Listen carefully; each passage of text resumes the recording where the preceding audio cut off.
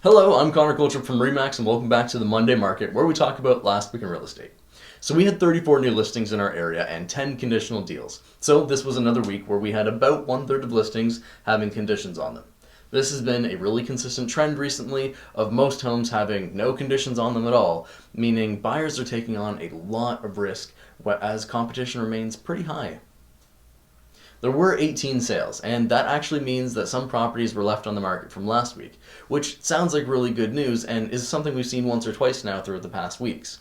We shouldn't get too carried away though, as our months of supply is still sitting at an abysmal 0.8, so homes are selling way quicker than the general public is comfortable with.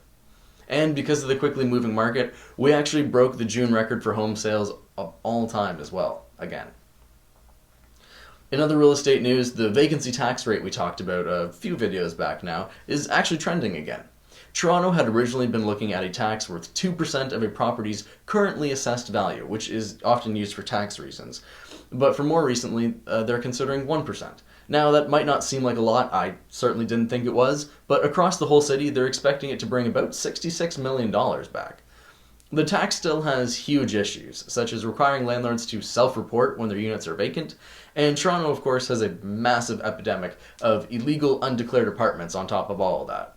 But when we do look at similar cities who have tried relatively similar tactics, Vancouver had a 25% reduction in vacant rental units. So the tax did actually incentivize landlords to go out and rent their units more often, which in turn bring rents down for almost everybody.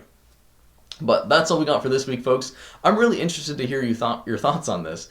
Do you think the tax would work, and what would they even use the money for if they did? I'm personally interested to see what happens, as we've learned a lot from this year that the Toronto market has big reaching effects for all the rest of Ontario's real estate. But as always, I hope you guys are staying safe, and I will see you right here again next week.